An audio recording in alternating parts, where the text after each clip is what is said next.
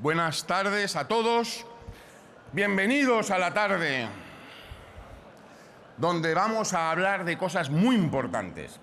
Bueno, yo no sé si hay gente aquí que haya pedido el apartado sujeto. Si es eso, es allá. Castigado, fuera. Allí, en el satélite, es donde están los de sujeto, ¿vale? Aquí está el tema de la misión. Bueno, pues buenas tardes a todos y vamos a continuar con una tarde muy intensa y muy bonita y muy importante, que es la misión. Si el lema es ¿para quién soy? Pues soy para Cristo, para llevarle a los demás. Y queremos... Es que se me ha ido la ponente, ¿eh? Yo no soy el ponente porque no valgo para eso, pero tenemos a Consolación Isart, que es profesora de la Universidad Católica de Valencia, profesora de literatura.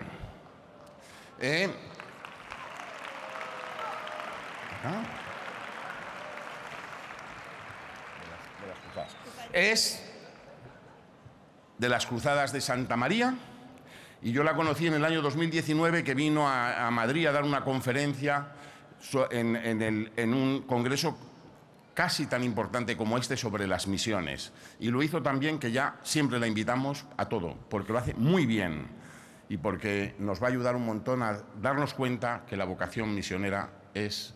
que la vocación cristiana es vocación a la misión. Yo le doy las gracias a ella por haber aceptado este reto y porque nunca dice que no a nada lo que se le pide cuando es hablar de la misión. Por lo tanto, un aplauso a Consolación Isart.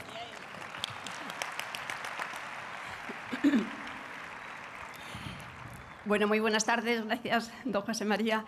Y primero quiero agradecer a los que han tenido la valentía de congregarnos aquí este fin de semana, porque realmente se necesita mucha audacia y es un fin de semana precioso en un congreso que realmente está resultando extraordinario.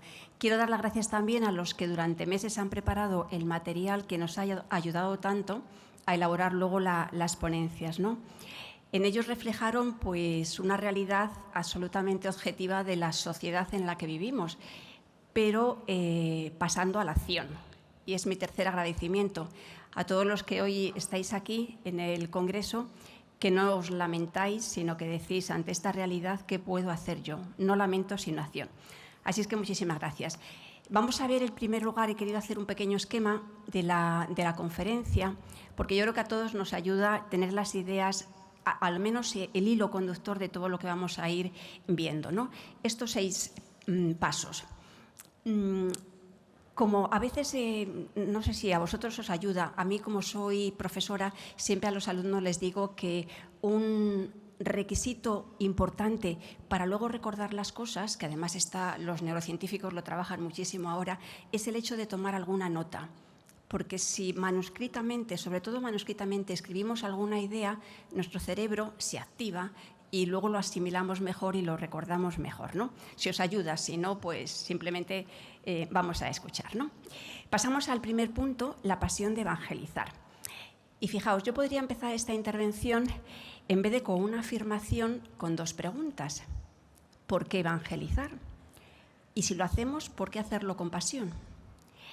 Claro, proponerlo en este contexto es muy provocativo, porque todos los que nos encontramos aquí es precisamente porque evangelizamos. Tenemos conciencia de que nuestro bautismo ya nos ha hecho misioneros. Es así. Y es verdad, yo creo que es así. Pero hace unos años, en un país centroeuropeo, se hizo una encuesta sobre el celo apostólico de católicos y de protestantes.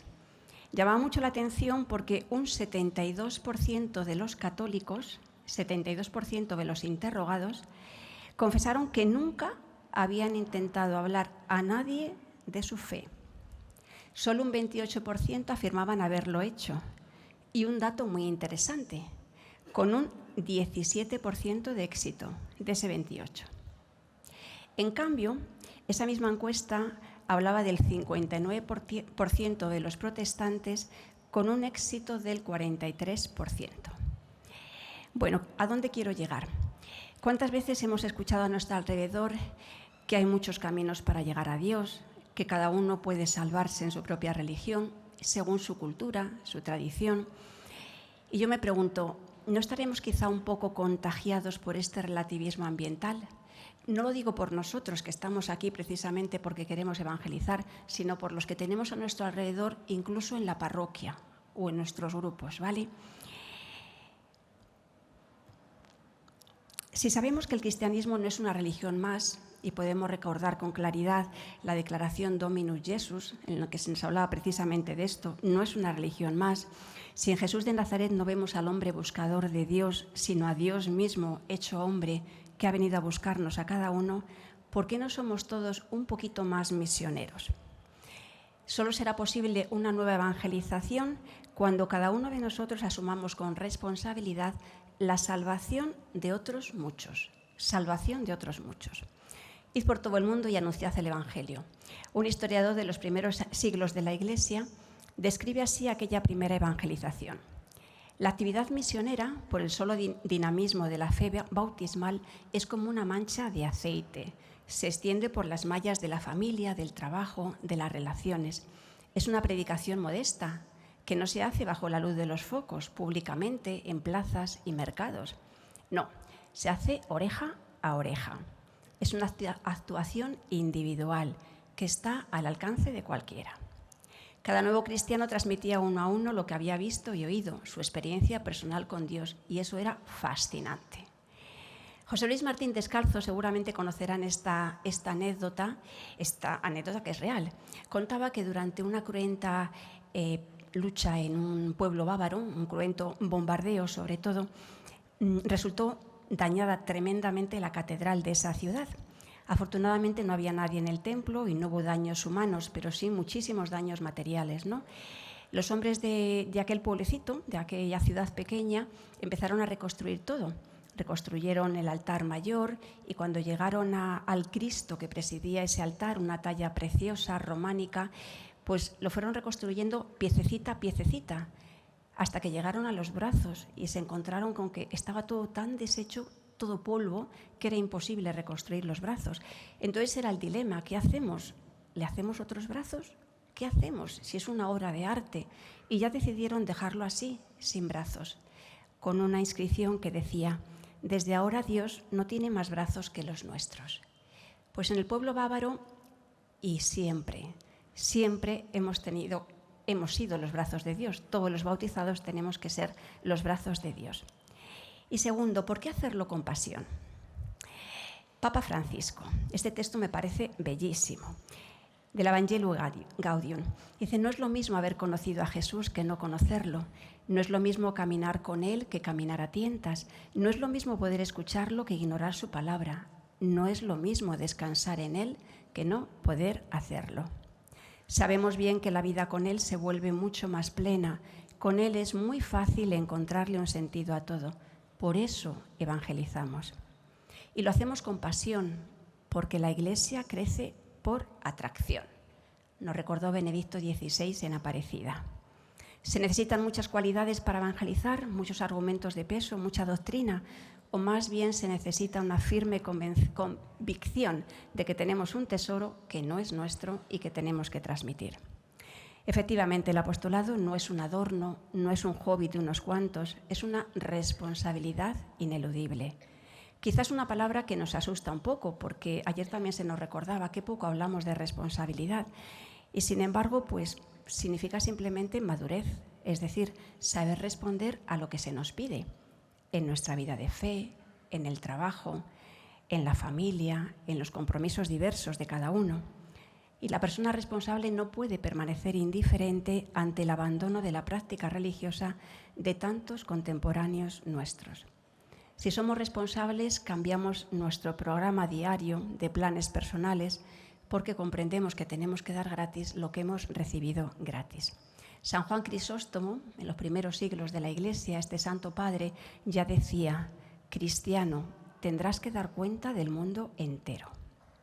¿Qué hizo la samaritana tras su encuentro con Cristo? Ayer veíamos ese pequeñito vídeo de la película, ¿no? Salió corriendo para darla a conocer y consiguió que todos los del pueblo creyeran en él. Pero si eran unos samaritanos y no se hablaban con los judíos, pero si ella era una pecadora pública. Todo podían haber sido excusas para haberse callado. Y sin embargo, ¿qué convicción tendría esta mujer para comunicar ese encuentro, ese fascinante encuentro que había tenido con Jesús y para ser capaz de arrastrar hasta él a todos sus paisanos? No vivimos tiempos fáciles, es cierto, pero otros pasados no fueron mejores, no nos engañemos. Hoy nuestro martirio nunca es cruento, al menos en Europa, por ahora, pero no por ello deja de ser doloroso, también es verdad. Quizá muchos de nosotros nos señalan con el dedo en el trabajo, o nos ridiculizan, o nos dejan al margen. ¿No es una nueva forma de martirio? Soportar las burlas de compañeros un día y otro tampoco es nada sencillo. Nos han cambiado quizá los leones o una granizada de balas por una sonrisa burlona. No digamos que hoy es más difícil, es distinto, nos dice el Papa, pero aprendamos de los santos, nos dice también él. Y no nos lamentemos, porque los lamentos suelen ser siempre una excusa para no hacer nada. ¿Qué habría sido de la población negra que llegaba a Cartagena de Indias sin Pedro Claver? Este santo misionero jesuita que estuvo 30 años, creo, más en Cartagena de Indias y que el día de su profesión firmó diciendo esclavo de los esclavos para siempre. Su sociedad era tremenda, se podía haber dedicado a hacer panfletos o a quejarse de la situación, de las injusticias, y sin embargo se hizo santo con esa decisión, ¿no? Evangelizar con esa pasión, evangelizar a los marginados. ¿Qué habría sido de los moribundos de Calcuta sin la Madre Teresa? O de los alumnos de la Sorbona con Federico Ozanam, ¿no? Este católico, profesor de literatura también en la Universidad de la Sorbona, un intelectual impresionante, pero sobre todo católico súper coherente, ¿no? El fundador de las congregaciones vicencianas, ¿no? San Vicente de Paúl. Justamente donde Pier Giorgio Frassati, este joven ahí alpinista, que el Papa canonizará en la jornada mundial, no, en el jubileo de los jóvenes de este año, si no me equivoco, pues justamente pertenecía a estas congregaciones vicencianas, ¿no? Su apostolado pues dedicado a los más pobres de su ciudad de Turín, ¿no? Y así podríamos ir incorporando nombres cada uno de nosotros, ¿no? No comparto la visión fatalista del porvenir que nos presentan tantos agoreros. Es verdad que el futuro no podemos adelantarlo, pero sí podemos prepararlo entre todos. Y al menos en gran parte depende de cada uno de nosotros el construir un futuro mejor que el presente que vivimos y del que tanto nos lamentamos. Porque lo preocupante no es que haya una escasa práctica religiosa, sino que el catolicismo, tal y como lo vivimos millones de españoles, quizá, ha perdido su mordiente evangélica. Ha quedado reducido a un conjunto de prácticas que no comprometen toda nuestra vida. No nos engañemos. Nos decía San Juan Pablo II con su valentía habitual: si sois lo que debéis ser, si vivís el cristianismo sin componendas, podréis incendiar el mundo. Quiero contaros unos ejemplos de estos últimos meses porque a mí me han ayudado y pueden ser, no sé, un aire fresco de alguna manera, ¿no? La Dana. Yo vengo de Valencia y esto ayer me alegró muchísimo también el Papa que lo dijera en su mensaje al Congreso, ¿no? Porque realmente ha sido una experiencia muy dura, muy dolorosa, sigue siendo muy dolorosa, gente que ha perdido realmente todo y vidas, pero ha sacado lo mejor de los jóvenes, ¿no? El joven este que se siente pues como un individuo lanzado al azar, sin identidad, sin herencia, encerrado siempre en sí mismo, eso se nos dice, ¿no? Y sin embargo, cuando se le da la posibilidad de formar parte de una gran aventura, como fue sacar barro durante horas y horas y semanas, era el primero que estaba allí. Y no fue una semanita, ¿eh? Yo he estado con ellos y han sido semanitas. Y terminaban sus clases en la universidad y se iban a sacar barro de los garajes, de gente que no conocían, no es que fueran sus abuelos. ¿Cuántos héroes, pensaba yo, cuántos héroes duermen en los corazones de muchos jóvenes porque quizá a nadie les hemos brindado la oportunidad de serlo, de ser héroes? Otro ejemplo. Elena es una alumna de máster de la Universidad Politécnica de Valencia, ¿no? Es un verdadero apóstol entre sus compañeros. Nunca tiene vergüenza de decir que lleva a misa los domingos, algún día entre semana, que hace oración, que le importa mucho la gente, su trabajo, ha sacado unas notas brillantes en su máster. Y como es tan brillante intelectualmente, pues sus propios compañeros, además es muy simpática, muy humilde, nunca, se da así de que es más inteligente que los demás o de que sabe más, al contrario, nunca hace alarde de nada, ¿no? Pues sus compañeros le dijeron que por qué no preparaba ella el discurso final de máster para la grabación. Ella es muy tímida, pero bueno, dice, pues vamos a ver, si hace bien a alguien, yo hago lo que sea. Quería hacer un mensaje un poco trascendente, en el sentido de que allí todos son muy competitivos, muy competitivos. Sus compañeros no quieren más que conseguir un buen puesto laboral para tener económicamente garantizado tal, ¿no? Dice, yo quería dar un mensaje pues un poco mirando al cielo, ¿no? Pero iba a ser censurado el discurso porque lo tenía que ver el coordinador. Entonces, al final dice, bueno, con que haga bien a uno, y terminó con la frase de San Mateo, sin decir que era de San Mateo, claro. ¿De qué le sirve al hombre ganar todo el mundo si pierde su alma? Y ya está. Cerró el discurso, le dieron un aplauso y al picoteo. Y en el picoteo, ya cuando estaba terminando todo y estaba con sus amigos, sus compañeros, nadie sabía que la frase realmente era evangélica, se le acercó un profesor y le dijo, mira, Elena, es que yo querría darte las gracias, el discurso ha sido muy bonito, pero yo me he visto muy retratado en esa última frase que has dicho. No sé de quién es, no me interesa, pero me la llevo para recordarla y para pensarla muy hondamente, porque me ha tocado profundamente, ¿no?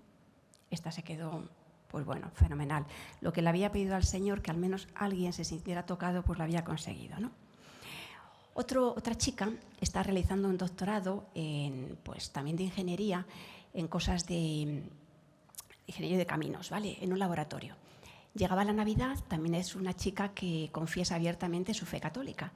Llegaba la Navidad y quería dar un testimonio entre sus compañeros que todos se declaran ateos o agnósticos.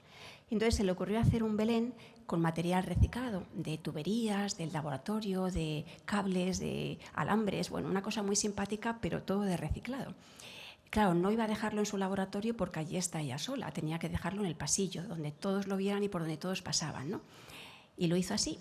Y pasaba un día y otro día y otro día. Lo preparó a principios del Adviento. Y lo preparó sin el niño, adrede. Estaban en Adviento. Y entonces al tercer día se dio cuenta de que un compañero suyo, de los que se dicen más ateo, había puesto una foto en el perfil de su WhatsApp del Belén. Y la tuvo toda la Navidad. Bueno, pues es un ejemplo de que cuando realmente, volviendo a la estadística de antes, ¿no? Cuando trabajamos, cuando lo hacemos con valentía, con humildad, pues siempre hay fruto, ¿no? En cierto sentido, hoy es más fácil que años atrás, porque nuestros jóvenes no tienen prejuicios, apenas saben nada de la fe que recibieron de niños, pero que nunca han vivido casi. Basta el ejemplo coherente de un compañero que vive con alegría, con radicalidad, su vocación bautismal, para que se despierte en los que se encuentran a su lado una pequeña llamita de esperanza. Y un último ejemplo. Esto pasa también entre los no bautizados y muchísimo más de lo que somos conscientes. Lucy Lu es una alumna china, educada en el materialismo, que en la adolescencia empezó a preguntarse por el sentido de la vida, de la muerte, si no existiría alguien más allá de la muerte.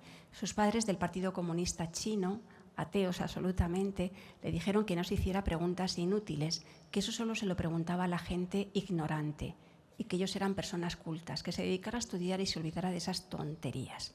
Pero evidentemente no se olvidó, no volvió a hacer preguntas inútiles, pero no se olvidó. Y pidió estudiar en la Universidad de Nueva York, hacer algo de humanidades.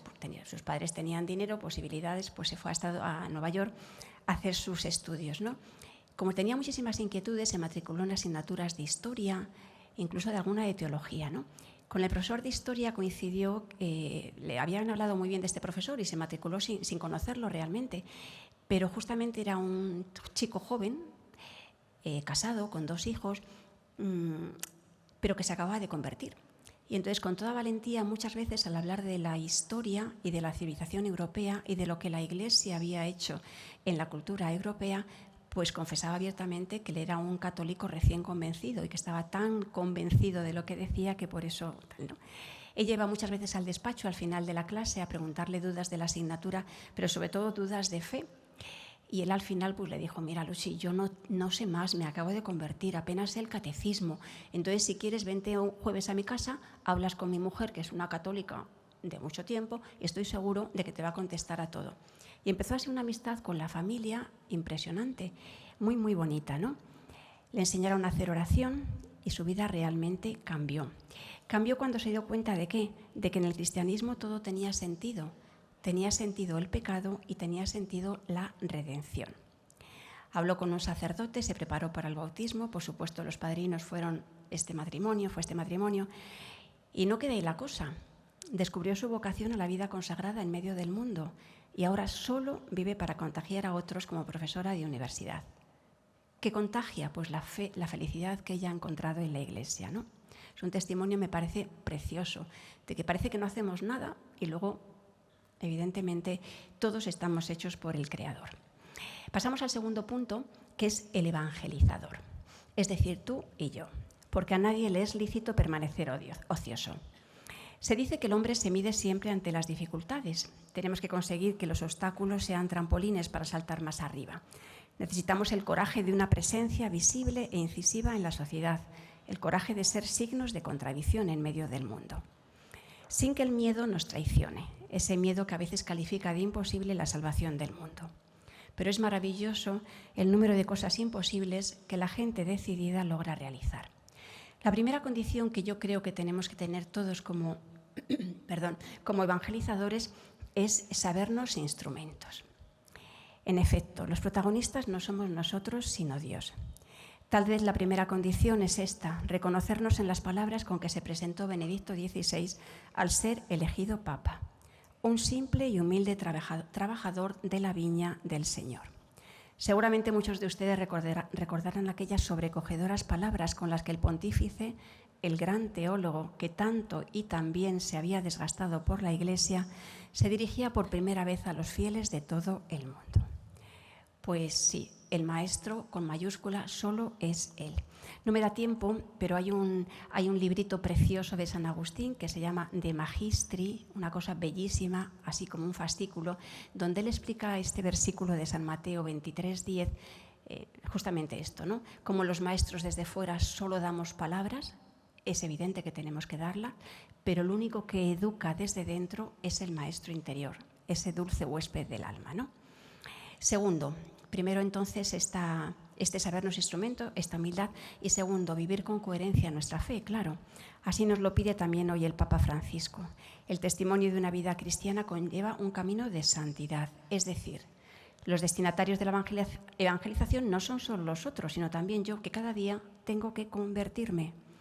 Conversión diaria, que es sinónimo de aspiración a la santidad, de no pactar con la mediocridad, con perder de vista el amor primero del que nos habla el ángel del Apocalipsis. Solo somos creíbles si aun en medio de nuestras muchas dificultades, nuestras muchas limitaciones, procuramos vivir con coherencia nuestra fe sin llevar esa doble vida de mundanidad que nos dice tantas veces el Papa, ¿no? Todos recordamos que la gran renovación de la Iglesia en el posconcilio de Trento la hicieron posible los santos que primero se habían convertido a sí mismos. Por eso pudieron luego influir en los demás. San Ignacio, Santa Teresa, San Juan de Ávila, San Juan de Dios, San Carlos Borromeo, tantos otros, ¿no? Y rescataron así para el Evangelio esa sociedad neopagana del Renacimiento. En definitiva, evangelizar escuchando a Dios y dándolo a los demás. Nada más, pero también nada menos. Y tercero, porque se exige sin miedo. Porque nos exigimos sin miedo. Exigencia amorosa, desde luego, pero exigencia. ¿Por qué? Porque al joven, si se le pide poco, no da nada. Si se le pide mucho, le da todo. Es una verdad constatada muchísimas veces por la experiencia. Estoy segura de que todos ustedes, si la han hecho, tienen también experiencia de esto. Somos conscientes de que todos los hombres buscan a Dios, aun sin darse cuenta. Pero tenemos que atrevernos a hacerles propuestas audaces. Los jóvenes no responden no porque sean malos, sino porque nadie les ha propuesto algo suficientemente atractivo. Nos dice el venerable Padre Morales, dice: la juventud sedienta de autenticidad, harta de palabrería hueca, está deseando encontrar un ideal. No la defraudemos, no tengamos miedo, pidámosle heroísmo. Descubriremos héroes si les brindamos la oportunidad de serlo. Ahora, si solo ofrecemos ratitos cortos de oración para que los jóvenes no se aburran, o un voluntariado que no les quite mucho tiempo, o incluso unos meses en un país de misión, pero sin que les comprometa la vida, sin proponerles una entrega total, pues con eso no vamos a traer a nadie, al menos a nadie que sea apóstol de apóstoles, que es lo importante, es decir, que sea misionero entre sus compañeros. Cristo no nos invita a hacer bonitas experiencias, sino a entregar la vida, dejando incluso padre, madre, tierras, lengua. Si queremos reevangelizar España, es evidente que no podemos contentarnos con hacer de los jóvenes buenos cristianos. ¿Por qué no procuramos forjar apóstoles? Este sí que es un ideal que merece la pena, por el que merece la pena dejarlo todo. Un último ejemplo. María se educa en un movimiento donde le piden esta exigencia amorosa. Comparte un piso, ahora es imposible no compartir piso, los estudiantes, porque está todo tan caro. También está en Valencia haciendo un máster. En el piso vive un chico que parece muy sensato, hace su mismo máster, van juntos a las clases, vuelven juntos de las clases y empiezan a tener una amistad un poco especial hasta que el chico le dice que le gustaría empezar un noviazgo con ella. ¿Saben cuál fue la reacción de María? Dice, vale, estoy de acuerdo, pero no podemos vivir en el mismo piso. Tienes que buscarte otro alojamiento, lo siento. El chico no entendió nada, pero lo aceptó. Estaba bastante enamorado de María. Al menos María demostraba que no era una chica del montón. Le costó muchísimo buscar alojamiento, encontrarlo, y además dio con unos compañeros que eran muy sucios. Bueno, el pobrecillo lo está pasando muy mal. Poco después de esta salida del piso, llegaba el cumpleaños de María y el chico quería hacerle un regalo. Ella es muy austera, no necesito nada, no te preocupes, no necesito nada, un día y otro día. Y ya un día le dice, bueno, sí que me gustaría una cosa, pero solo si tú lo ves, no lo hagas porque a mí me guste, ¿vale? Tú piénsalo bien y si lo ves, pues lo haces. ¿Querrías confesarte? El chico no practicaba la fe desde su confirmación, que había recibido de forma absolutamente rutinaria, por lo que él nos contaba luego en su parroquia. No había vuelto a la iglesia. Bueno, iba a veces cuando sabía que María salía de misa, la iba a recoger a la puerta y punto. Y entonces el chico se quedó absolutamente noqueado, como dicen ahora. Dice, esto sí que me lo tengo que pensar bien, porque significa un cambio de vida absoluto. O sea, me lo tengo que pensar muy bien, María. No, tú piénsalo bien y ya está. Pues efectivamente pasó una semana o 2 semanas y fue a la parroquia a confesarse. Debió de hacer una confesión tan impresionante que el sacerdote al final le dice, mira muchacho, tienes que dar las gracias, pero muchas gracias a esa persona que te ha invitado a venir otra vez a reconciliarte con Dios, a dar este abrazo amoroso. Este sí que ha sido un regalo el que te ha hecho ella, ¿no? Bueno, pues claro, empezar una relación de noviazgo en gracia es que no tiene nada que ver, no tiene nada que ver. Desde entonces, muchos días él se va solo a misa, dice que está feliz, hace ratos de oración por su cuenta, ha encontrado su sitio también, ¿no? Lo ha encajado todo. María, desde luego, es la madre que quiere para sus hijos. Y la relación pues ya tiene pleno sentido. ¿Es fácil actuar así? No. Y menos hoy. Pero claro, si uno vive con coherencia su fe, es lógico actuar así, es coherente actuar así. Y a nuestros jóvenes les tenemos que pedir que actúen así. Solo así la fe empieza a impregnar el mundo del trabajo, de la diversión, de la familia, ese laicado que estamos en el mundo justo para santificar las realidades temporales, pues con chicas como esta. 3. A tener en cuenta. Yo me he fijado en 2 cosas que me parece que nos pueden ayudar en la educación de los jóvenes. Hablo de que nos dirigimos de forma preferente a los jóvenes, no solo pensando en que ellos van a formar la siguiente generación, sino sobre todo porque con su capacidad de entrega y de ilusión transforman también el presente. Todos los que estáis aquí sois una ilusión para los que ya somos de otra generación. Es una esperanza enorme ver tantísima gente joven aquí intentando saber para quién soy, ¿no? Educar a los jóvenes es el mejor modo de regenerar una sociedad, pero es evidente que para lograrlo tenemos que acertar a encender en sus almas la llama de un gran ideal, no cualquier cosa. Es decir, un ideal que vivan con perseverancia, porque un fogonazo repentino se consigue con muchísima facilidad, todos lo sabemos, pero eso no educa a nadie. ¿Cómo vamos a entusiasmarles con la salvación de sus compañeros? ¿Es un ideal suficientemente atractivo? Yo he pensado en dos medios. Primero, en educar en la oración, educar en la oración. El cardenal Ratzinger tuvo una intervención extraordinaria en el Jubileo de Catequistas del año 2000 y en ella hablaba de que está muy bien hablar de Dios a los chicos, a los jóvenes en la catequesis, pero que por favor que no nos olvidemos de ponerles en contacto directo con Dios, porque lo importante se lo tiene que decir Dios, no yo, catequista. Hablar de Dios, decía él, y hablar con Dios tienen que ir siempre juntas. Solo al calor de la oración el Señor nos muestra la urgencia de llevar a tantos otros la alegría de la fe. Es verdad que tenemos que contar con un peligro actual. Los jóvenes viven en un mundo que les aturde con su ruido, todos, Les desorienta con su relativismo respecto de la verdad y del error, del bien y del mal, a veces hasta les encadena con la lujuria. Manipulados por las redes sociales y tantas aplicaciones, conservan, sin embargo, una profunda capacidad para lo divino. Y ahí tenemos que estar nosotros, a recuperar esa capacidad para lo divino, a descubrirla, a purificarla y a activarla. Decía el Papa Francisco con su habitual ironía: así como te preocupa que esté activa tu conexión a Internet, cuida que esté activa tu conexión con el Señor, les decía a los jóvenes, ¿no? Es verdad, todos, no solo los jóvenes, vivimos demasiado deprisa, sin tiempo para escuchar.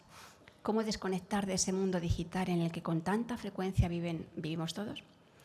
Algo muy sencillo, pero que a todos nos da cierto miedo, creo, proponer, es el silencio. No me refiero al silencio en la oración, eso está claro. Me refiero en el silencio a las actividades que hacemos con jóvenes. Hacemos una convivencia, tenemos nuestros momentos de esparcimiento, nuestras risas, nuestros fuegos de campamento, tal, y luego, ¿por qué no les invitamos a ir en silencio, por ejemplo, desde el salón de actos o desde la sala donde estemos, a su habitación o a la capilla? No es una tontería, de verdad. La experiencia dice que es la mejor ayuda. ¿Para qué? No para que vayan pensando en cualquier cosa. Se les puede ir invitando a hacer una jaculatoria o a preguntarle al Señor en su corazón: esto que he hecho en el taller, en la convivencia, este comentario que ha hecho fulanito que me ha tocado, ¿qué me dices tú para mí? ¿En qué me puede afectar a mí? No es una tontería. El silencio no lo van a aprender solo en ratos de oración. Tienen que llevarlo a la vida y tienen que encontrarse con que es una terapia. Es una terapia y es un modo de educarles extraordinario. Enseñarles a hablar con el dulce huésped que tienen dentro, ¿no? Si permitimos que los jóvenes pierdan su capacidad de escuchar, tampoco van a poder escuchar a Dios en la oración. Y si no escuchan, ¿cómo van a responder a su llamada? Al ¿para quién soy? No se pueden enterar. Hablar de Dios es importante, cómo no, pero mucho mejor es tener la audacia de enseñar a los jóvenes a hablar con Él, ponerles a los pies del Señor, ayudarles a tener un encuentro personal con Él, hacer silencio, tal. Maestro incomparable en este arte sigue siendo Ignacio de Loyola y sus ejercicios espirituales, tan actuales hoy como siempre. Solo este librito dice que ha hecho más santos que letras contiene, porque nadie que haya hecho ejercicios ignacianos en silencio puede seguir viviendo una vida mediocre. Esa triple pregunta que nos decían ayer, ¿no? ¿Qué he hecho por Cristo? ¿Qué hago? ¿Qué voy a hacer por Él? Nadie sigue viviendo una vida mediocre. Es imposible. El itinerario de las meditaciones nos va llevando con suavidad hasta comprender nuestra responsabilidad de bautizados y experimentar la alegría de un Dios tan cercano que nos presta su corazón amante para descansar en Él. ¿Por qué no les animamos a hacer tandas de ejercicios? No defraudan nunca, de verdad. Me voy saltando cosas, porque un joven sacerdote visita a la Madre Teresa de Calcuta para pedirle que rece por él porque acaba de ser ordenado. La madre le dijo que por supuesto que todos los días rezaba por los sacerdotes y más si estaban recién ordenados. Pero le preguntó: ¿y tú cuánto tiempo haces de oración al día? Y dice que el joven sacerdote se quedó así un poco sorprendido, ¿no? Desconcertado. Bueno, celebro misa todos los días y rezo el breviario y hasta rezo el rosario todos los días, y esto es una heroicidad hoy. Y la madre le dijo: no basta con eso, hijo, no basta. El amor no puede reducirse al mínimo indispensable, el amor exige el máximo. Y terminó explicándole que las hermanas hacían varias horas de oración al día porque sin Dios somos demasiado pobres para ayudar a los pobres. Bueno, un sacerdote, pero podemos aplicarnos exactamente igual los laicos, que lo necesitamos más porque estamos en medio de este loco mundo en el que vivimos, ¿no? Además, me parece que la oración es importante no solo porque nos llena de Dios, sino porque forja nuestra voluntad. Es decir, un joven que se propone hacer oración todos los días, no cuando le apetece, no cuando lo siente, no cuando se emociona, no, todos los días y mejor a tal hora voy a hacer un rato de oración, a estar con el Señor, a escucharle, a conocerle. Eso forja mucho la voluntad. Y además, la oración nos enseña a conocer a Dios, nos forja y nos sabemos pobres. Es decir, ahí sí que nos damos cuenta de que la obra evangelizadora la lleva el Señor. Nos pone en nuestro sitio.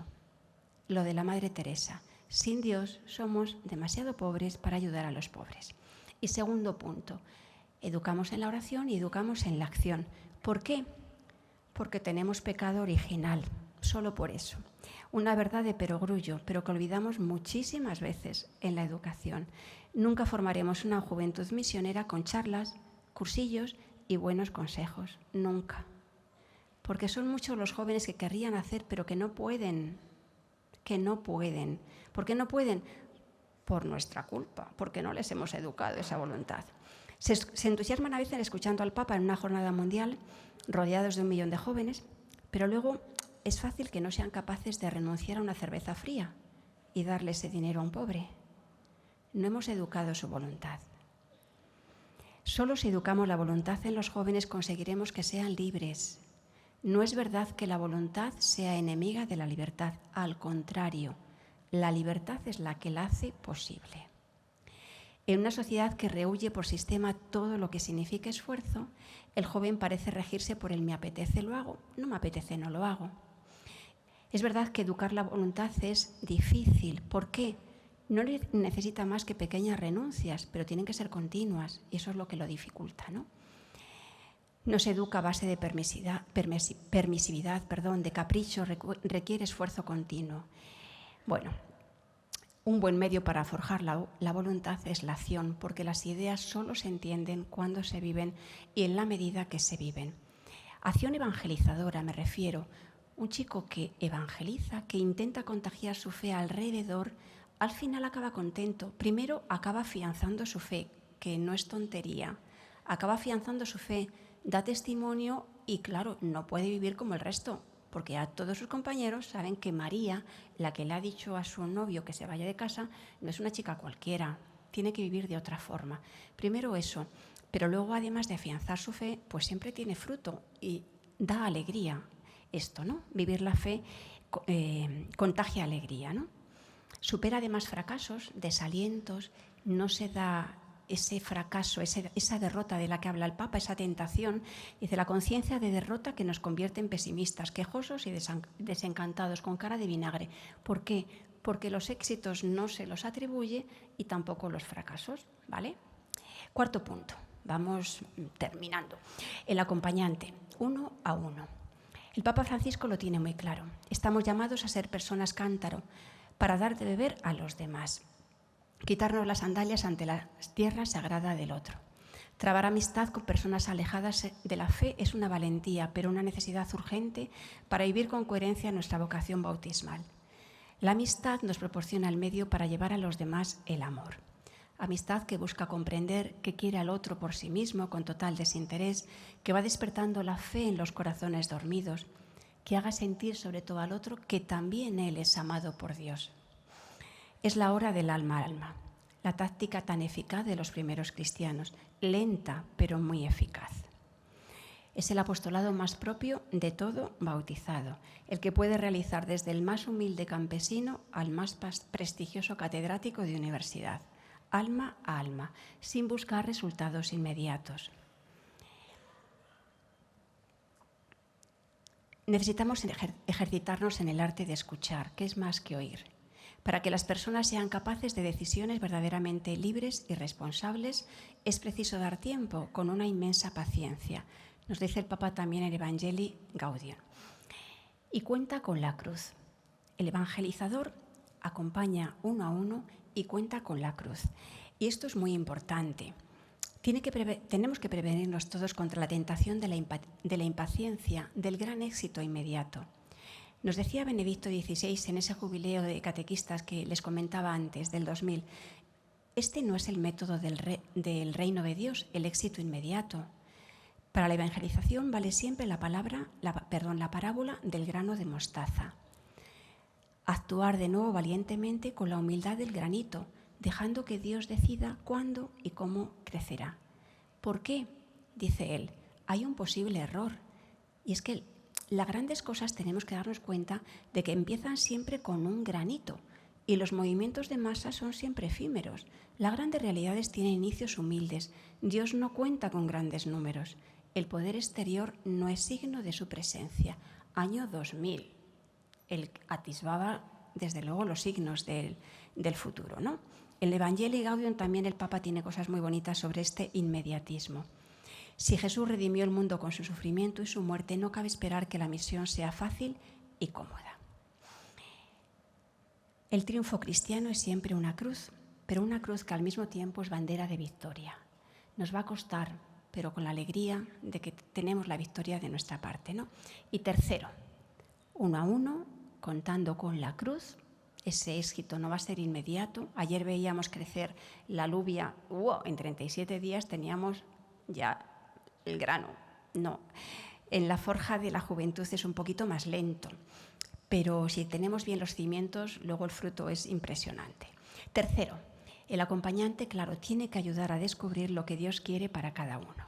¿Para quién soy? Y aquí la pregunta clave que todo joven debe responder con valentía y compromiso. El joven se sitúa ante el mundo, reflexiona sobre la tarea a la que está llamado. Es la edad del entusiasmo, de plantearse grandes ideales. Si un joven se entusiasma con algo, todo el tiempo que le dedique le va a parecer poco, sea un deporte o a dar clase a los niños en barrios pobres, o a entregar su vida entera a un ideal más elevado. La juventud es la edad de las decisiones y precisamente en esto consiste su atractivo y su cometido, nos dice el Papa en Christus Vivit. ¿Qué tenemos que hacer los que acompañamos? Pues ayudarle a encontrar su puesto en la Iglesia, la vocación sacerdotal, la vida consagrada, dentro o fuera del mundo, formar un matrimonio santo. Todas son valiosas, todas son queridas por Dios, pero vamos a ver, ¿qué quiere Dios para este chico o chica que tengo delante? Porque solo si acertamos, si está donde Dios quiere, será feliz y hará felices a otros muchos. Solo si respondemos al plan que Dios tenía previsto para cada uno, estaremos ajustados en la Iglesia. Efectivamente, acertar con la vocación es lo más importante que un joven tiene que hacer en la vida. ¿Puede hacerlo solo? ¿Cómo podemos ayudarle? Entre las muchas heridas de la posmodernidad, tal vez la más grave es la mundanidad. El documento que se ha preparado desde la Conferencia Episcopal es una joya, la verdad, en este sentido, y de aquí he cogido esta idea. De esta mundanidad pudo surgir la pastoral de los valores. Yo nunca había reparado realmente en esto, pero es clave. Y la opción personal, que nos impide abrirnos a la trascendencia y escuchar qué quiere Dios de cada uno. Es decir, no es el joven el que elige lo que quiere hacer con su vida, no es una opción, sino que tiene que acoger el don que Dios ha pensado para él. Debe reconocer cuál es el proyecto del Señor para su vida. Y esto es muy diferente. Al hablar de la pastoral de la obediencia nos situamos ya en otro nivel. ¿Dónde quiere Dios a los jóvenes que se forman a mi lado? Son un don, tienen que ofrecerse a otros como don, y es mi responsabilidad saber acompañarles. El Papa hizo unas catequesis preciosas realmente el año pasado sobre el discernimiento. Me imagino que las han consultado porque con el lenguaje sencillo del Papa eran tremendamente atractivas y como todos estamos en este mundo vocacional, pues nos han ayudado seguramente. Él daba 2 pistas. Hablaba de la oración, por supuesto, una ayuda indispensable para el discernimiento espiritual. Y si hemos enseñado al joven a tener esa vida de oración diaria, el camino está ya muy avanzado. Es en el silencio de la oración donde este chico o chica a la que acompaño ha ido intimando con el Señor, ha ido conociéndole y se ha conocido también a sí mismo. Sobre todo, decía el Papa, si le enseñamos a hacer cada noche el examen de conciencia, esa buena costumbre de leer con calma lo que ha sucedido a lo largo de la jornada. Es decir, repasar 5 o 10 minutos qué ha pasado en mi día. Y dice el Papa, ¿qué me ha hecho feliz? ¿Qué me ha puesto triste? ¿En qué me he dado más que ayer? O sea, ir descubriendo qué cualidades Dios ha dado a cada uno y qué cualidades va explotando también. Y, por supuesto, qué defectos tiene que ir eliminando, ¿no? El examen de conciencia es ese pasar con calma lo que ha sucedido a lo largo del día y es una ayuda valiosísima para que el joven se vaya conociendo y se vaya abriendo al que le acompaña. ¿Por qué dice el Papa? Dice, en la base de algunas dudas vocacionales se encuentra en ocasiones el desconocimiento profundo que tiene la persona de sí misma. No se conoce. Una ayuda para esto es el examen de conciencia. Y yo me atrevería a añadir un punto más. Creo que para que el discernimiento sea objetivo, ha de hacerse cuando el corazón aún no se ha decidido por nada. Es decir, lo que San Ignacio decía, llamaba a él estar indiferentes. No haber hecho previamente una elección afectiva. ¿A qué me refiero? Creo que, voy a intentar explicarme, ¿vale? Pero creo que tendríamos que tener muchísimas más pistas de que este chico o esta chica que tengo cerca tiene verdadera vocación al matrimonio que a la vida consagrada o al sacerdocio. ¿Por qué? ¿Por qué? Porque un joven que tiene inquietudes de una mayor radicalidad en la entrega, estoy dudando, no sé, me parece que en la oración Dios me dice que sea para siempre, no apetece nada, no quiero, lo rechazo, pero tengo una inquietud ahí que no me deja. 99% de las veces va a ser verdad, tiene vocación clarísima, clarísima. ¿Por qué? Porque de entrada nadie tendemos a lo difícil, nadie tendemos a lo difícil. Cuando uno se entrega a Jesucristo radicalmente en una consagración en la vida sacerdotal, tiene que dejar padre, madre, estudios o carrera profesional si ya la tiene hecha, ¿no? Tiene que dejar la patria muchas veces porque tu congregación no existe tal, o tiene que encerrarse en un monasterio contemplativo porque su vocación es una preciosidad. Dios le llama a estar haciendo oración y salvando almas desde la contemplación del claustro. Es mucho más fácil engañarme con una vocación al matrimonio y con una vocación a la vida consagrada. Les cuento un último ejemplo. A unos ejercicios espirituales nuestros de mi institución, de las Cruzadas de Santa María, llegó una chica una vez que no nos conocía, vio un cartel en la universidad y se presentó en la tanda de 4 días. Ella tenía novio, tenía ya casa comprada, tenía todo, hasta las invitaciones de la boda, ¿no? Pero antes de la boda, pues quería parar un poquito y hacer silencio. Acababa de sacar una posición durísima, muy dura, de funcionario, y estaba exhausta. Entonces estuvo 4 días allí en silencio, en la oración, ejercicios de San Ignacio, de los que decía antes en silencio, y al terminar, pues habló con el sacerdote que los daba y le dijo, el venerable padre Morales, y le dijo, padre, para mí esto ha sido absolutamente novedoso, yo necesitaría seguir un rato más, unos días más. No, mira, tú tienes que ponerte mañana a trabajar, que es lunes, tienes que ir a trabajar, y la oración, pues mira, si quieres ir, no sé, puedes ir a un monasterio de carmelitas, pedirles si tienen la hospedería libre, y el fin de semana, pues estás allí haciendo oración y profundizando en eso que crees que Dios te ha dicho, ¿no? Vale, pues llamó al convento, estaba libre la hospedería y se fue allí un fin de semana. Solamente entrar allí en el Carmelo, que no conocía para nada la vida contemplativa, no sabía ni que existía, solamente entrar en el Carmelo, dijo, este es mi sitio, no se lo quiero decir a nadie. Pasaron los 2 días del fin de semana y al entregar la llave de la hospedería a la madre priora, pues ya le confesó todo, madre, yo creo que este es mi sitio. Evidentemente la madre carmelita dijo, pues mira qué bien, pero hay que hacer mucha oración, tienes que darte un tiempo, esto no es una vida fácil, tal. Bueno, puso todas las pegas para que realmente fuera una decisión absolutamente deliberada y pensada, ¿no? Pero efectivamente, esta muchacha dio esos meses de margen y por supuesto habló con el novio y ¿sabe la respuesta que le dio el novio? Dijo, pero si yo sabía que eras para Dios, pero tú no te querías dar cuenta. Yo he estado retrasando toda la boda porque sabía que no eras para mí. Imagínense, lleva en el convento de Carmelitas 20 años y feliz de la vida, ¿no?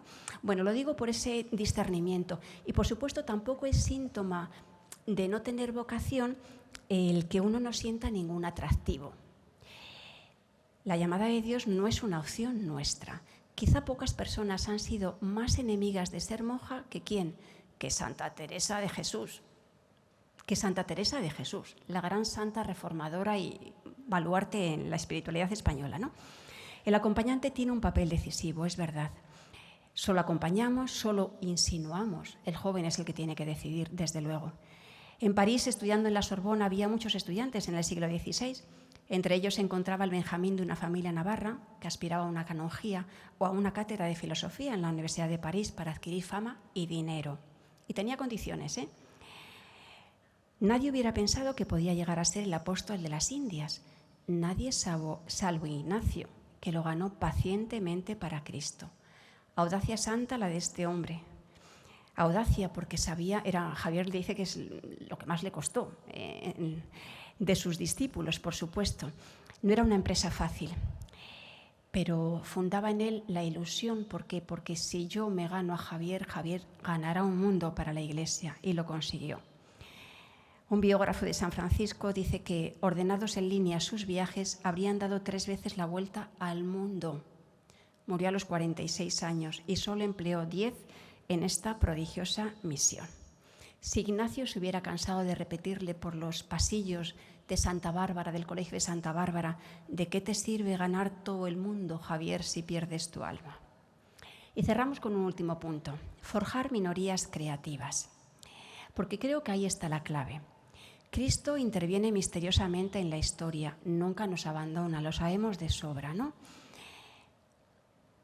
Él permanece siempre en nuestra barca, esta preciosa barca que tenemos aquí. Vigila, aunque aparentemente se nos duerma. El hecho de que la victoria esté asegurada no nos exime, sin embargo, de nuestra responsabilidad, como veíamos al principio de la intervención. Benedicto XVI también retomó varias veces el pensamiento de Toynbee, un historiador del siglo pasado británico extraordinario, que hablaba de las minorías creativas. No nos da tiempo aquí a hablar de lo que él pensaba que eran minorías creativas a la hora de regenerar una cultura. Es un pensamiento precioso desde el punto de vista de la historia de las culturas, ¿no? A Benedicto le fascinaba esta idea y muchas veces lo propuso, ¿no?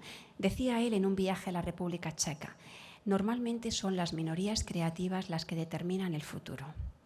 ¿Es posible evitar la caída de una civilización?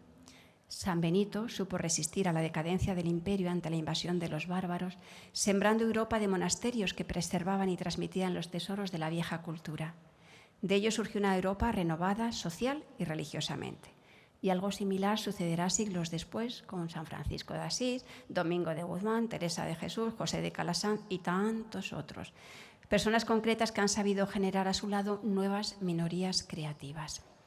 Con profética clarividencia se dieron cuenta de que solo estas minorías santas, bien convencidas de lo que creen y muy bien preparadas, podían ganar la batalla al mal, y a esto dedicaron sus vidas.